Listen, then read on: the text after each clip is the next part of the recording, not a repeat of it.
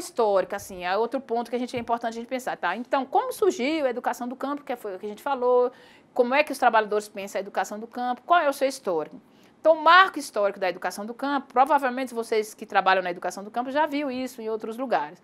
A gente só vai fazer uma referência. Então, o marco histórico nosso da educação do campo é o primeiro ONERA, que ocorreu em 1997, né, realizado pelo MST, e depois o nascimento oficial dessa proposta de educação do campo se deu em 98, né, com o nascimento oficial do movimento por uma educação básica do campo, onde foi realizada a primeira conferência, promovida pelo MST, pela CNBB, pela Universidade de Brasília, pela Unesco e pela Unicef. Então, esta grande conferência, que foi precedida, é importante dizer, de conferências em todos os estados da federação, então, do estado da Bahia, de Minas Gerais, todo mundo realizou suas conferências estaduais, levantou suas problemáticas com relação à educação dos povos do campo, e todo esse debate movimentado nos vários estados da federação, confluiu para uma primeira e grande conferência realizada em Brasília no ano de 1998. Desta primeira grande conferência realizada em Brasília, algumas alguns debates foram suscitados, né? Então, esse debate de qual educação nós queríamos, esse debate de que modelo de campus tem lugar para a educação, foi bastante debatido. O debate do acesso, a necessidade do Estado brasileiro agir no campo, né? Ou seja, mostrar que tem uma ausência do Estado com relação à educação para os povos do campo. E, enfim, foi muito rico em debates essa questão, né? Essa primeira conferência, ela delimitou como objetivo recolocar o rural e a educação que ele se vincula na agenda política do país, com a convicção de que era possível e necessário pensar e implementar um projeto de desenvolvimento para o Brasil que incluísse os milhões de camponeses que ainda estão no campo e têm opção de viver no campo, né? Compreendendo que a educação é uma estratégia fundamental para essa dimensão, para essa permanência, né, do povo do campo, né? Não é que a gente, na educação do campo, defende que o jovem, o adulto tenha que ficar no campo, não. Mas se ele quiser, se ele deseja, se lá ele achou a sua possibilidade, a nossa defesa é que ele não precise ter que sair do campo para estudar. Ou seja, de onde você estiver, você pode desenvolver os seus estudos, você pode continuar os seus estudos. Então, nessa primeira conferência, foi possível catalogar várias experiências que ocorriam em várias partes do Brasil, por vários movimentos sociais, né? Então, o MST tinha experiência de educação do campo, as escolas família agrícolas tinham muitas experiências, o pessoal da CONTAG tinha muitas experiências, as escolas famílias tinham muitas experiências, a igreja, o MOC, ou seja, tinha muita coisa boa ocorrendo no Brasil, mas todas essas experiências estavam dispersas. Então, qual foi a riqueza da conferência? A riqueza da conferência foi porque ela botou essas pessoas juntas, né? A gente se juntou em nível de Brasil, a gente se articulou, né, poderíamos dizer assim. Então, quem se sentia sozinho no campo, realizando seu trabalho no seu isolamento lá, sentiu nessa conferência que não estava sozinho, que poderia se articular com outros companheiros do sul, do norte do país, da Bahia, de Minas Gerais, de outros estados, né? Então, nessa primeira conferência, organizada pela sociedade civil organizada, né, a CNBB, as EFAS, o CIMI, o Movimento de Educação de Base, a Comissão Pastoral da Terra, foi possível trazer todos esses sujeitos do campus para pensar, refletir o que nós tínhamos, refletir o que não queríamos, que era a educação rural, mas o que é que nós íamos colocar no lugar, né? Então, inclusive o termo educação do campo foi profundamente, exaustivamente debatido nessa conferência. Essa conferência foi uma riqueza, né? Ao final foi produzido um manifesto, que é importante vocês conhecerem, né, em outro momento. Esse manifesto que foi produzido tanto na primeira quanto na segunda conferência de educação do campo. Avançando um pouco mais, então, ali naquele final da primeira conferência, né, a gente delimitou, então, esse conceito, que a gente não queria educação rural, e a educação do campo era um conceito que a gente estava cunhando naquele momento, mas não era apenas uma mudança de conceito, era uma mudança também de concepção, não apenas de educação, mas também de modelo de desenvolvimento e de formação do que a gente queria formar, né? De que sujeito a gente queria formar. Nessa primeira conferência foi muito interessante a predominância da denúncia, né? Então foi muitas denúncias com relação ao transporte escolar, escolas precárias, escolas fechadas, né? Então foi uma conferência realizada sobre uma profunda radicalidade, né? Isso foi ainda no governo FHC, lá em 1998. O que é que a gente retirou dessa conferência como lição? Que a gente precisava continuar organizados, não apenas só reunir e depois cada um voltar para o seu lugar de origem e nada acontecer. Então, daquela conferência, a gente organizou uma articulação, que a gente chamou de articulação por uma educação do campo. E essa articulação, com representantes dos diversos sujeitos presentes ali na conferência, se manteve organizados. Então, ali a gente teve essa necessidade de ter uma diretriz para a Escola do Campo que orientasse os sistemas educativos da educação do campo. A gente teve essa necessidade de pensar a formação do professor. Tudo isso foi pensado pelos movimentos sociais. A partir dali, a gente pensou, então, que modelos de currículo, de modelo de organização do trabalho pedagógico, que modelo de políticas públicas, a questão do financiamento, então, e também de produção de conhecimento sobre a educação do campo, porque até aquele momento parecia que no Brasil só tinha gente que estudava na cidade. As próprias universidades não produziam conhecimento acerca da educação dos povos do campo. Então, a partir dali, a própria articulação por uma educação do campo começou a organizar uns cadernos, é isso que eu falei para vocês dos caderninhos. Então, foi organizada uma coleção por uma educação do campo 1, por uma educação do campo 2, por uma educação do campo 3, vai até o número 7, eu acho. Até o número 7 que tem, né? Então, esses cadernos, na verdade, para quem quiser aprofundar a questão da educação do campo, eles são fundamentais para você conhecer o que é a educação do campo e o que foi aquele debate que a gente fez em 1998 para estruturar essa dimensão da educação do campo, né? Quando foi na segunda conferência, então isso foi em 98. De 98 até 2002, esses representantes da conferência dos movimentos sociais, organizados numa articulação nacional, começou uma luta para que fossem produzidas as diretrizes operacionais da Escola do Campo. Então, nesse sentido, foi produzido aquele documento base, aquele documento primeiro, que a gente chama de diretrizes operacionais da Escola do Campo, acompanhado de um parecer. Então, eu aconselho que quando a gente for estudar, que vocês forem estudar as diretrizes da Escola do Campo, leia o parecer da professora Edla Soares, que na época era conselheira do Conselho Nacional de Educação, e daí a professora Edla Soares faz nós poderíamos dizer, um bom diagnóstico do histórico de exclusão que os trabalhadores do campo tiveram do acesso às políticas de educação no Brasil, e por isso ela faz a defesa de que as diretrizes operacionais da Escola do Campo são necessárias e são legais e são legítimas, né? Então, ainda em 2002, o governo FHC, na época, ele promulgou as diretrizes operacionais da Escola do Campo. Então, esse documento, esse foi uma das primeiras conquistas que nós tivemos a partir desse debate de 98. Em 2004, logo depois que o governo Lula assumiu, foi realizada, então, a segunda conferência por uma educação básica do campo. A primeira foi em 98, a segunda foi em 2004. Nessa segunda conferência, ela foi muito interessante, por quê? Porque até aquele momento, transcorrido quase 6 anos da realização da primeira, a conquista que a gente tinha tido até aquele momento era a conquista das diretrizes.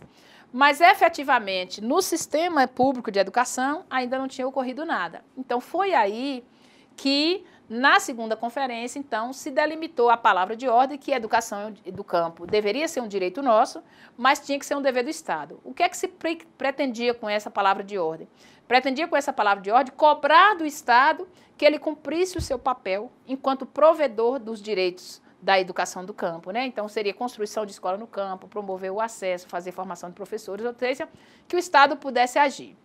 Então, na segunda conferência, confirmou-se os conceitos, né, de educação do campo, modelo de desenvolvimento, conceito de formação e tal. Então, esses conceitos foram confirmados na segunda conferência, porque eles foram gestados na materialidade das lutas por educação do campo. mas acrescentou, então, reafirmou a luta por políticas públicas, né, com políticas públicas. Por que o clima estava bom, a conjuntura estava boa para aquilo? Porque estava o presidente Lula na presidência da República, com o Ministério da Educação. Então, vários ministérios, inclusive, vários ministros do governo Lula participou da segunda conferência. Lembra que na primeira foi realizada só a sociedade civil. Na segunda conferência já participou alguns participantes de governo, visto que você tinha um governo considerado popular naquele momento histórico. Nessa conferência ainda reafirmou a grave situação que o povo brasileiro vivia naquele momento, o povo do campo, né, e as consequências sociais dessa crise que o povo vivia ali no campo, né? Isso está colocado no manifesto que foi feito para a segunda conferência, né?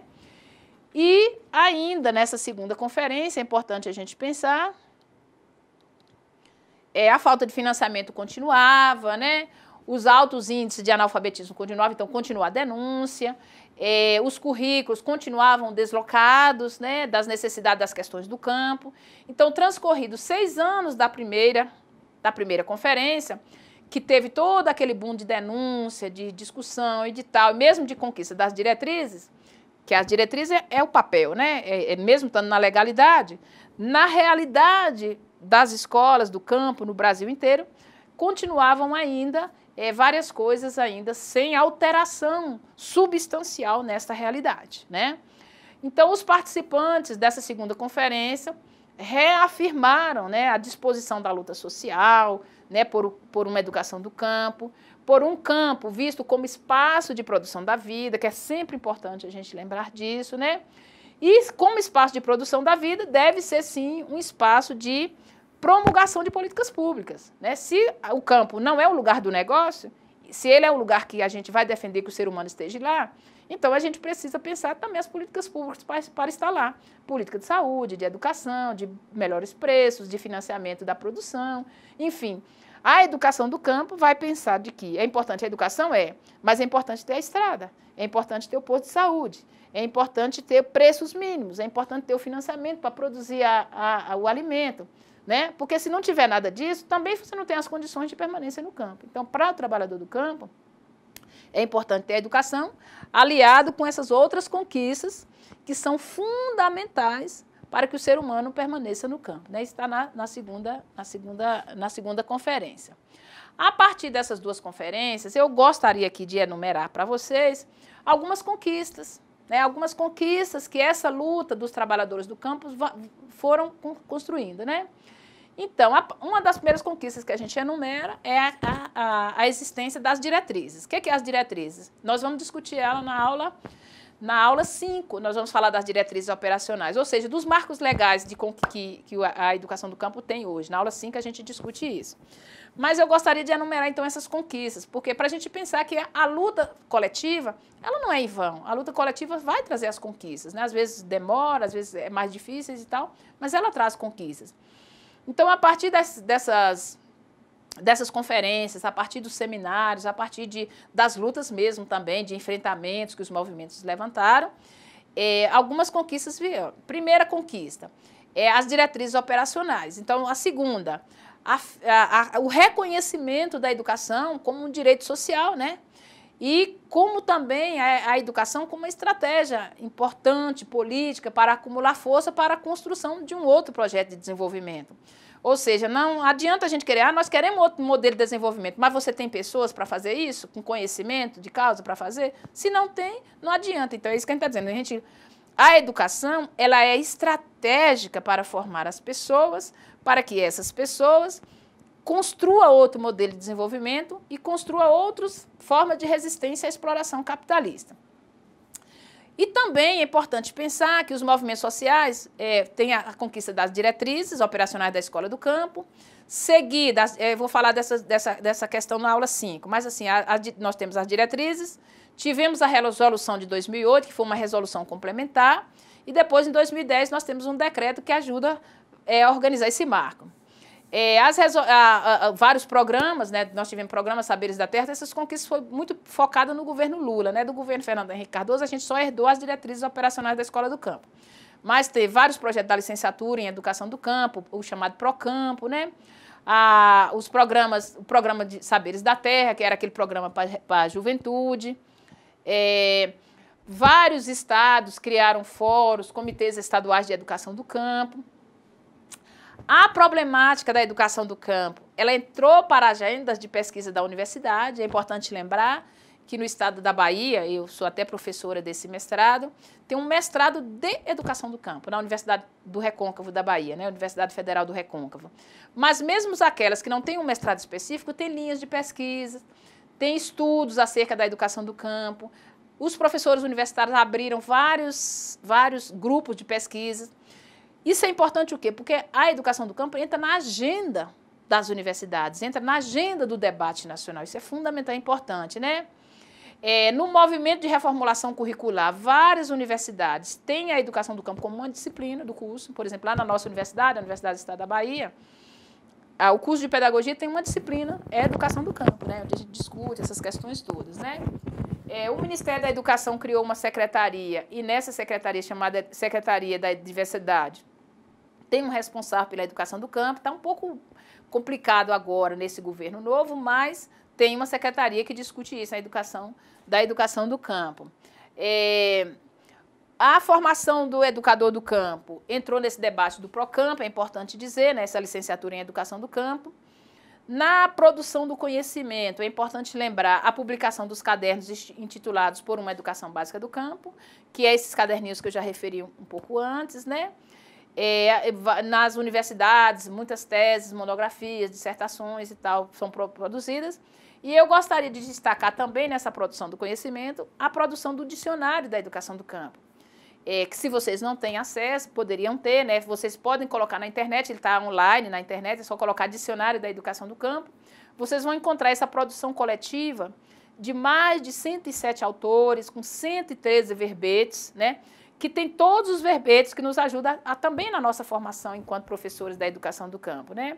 Então, esse dicionário, eu leio um livro, né? O verbete não é só o significado da palavra, né? Então, cada verbete tem cerca de 4, 5 páginas explicando o que é educação do campo, o que é escola, o que é agroecologia, o que é questão agrária, o que é mística, o que é MST, o que é, enfim, os vários conceitos, né, que a gente necessita na questão na educação do campo, está aqui colocado nesse dicionário, que é um instrumento muito bom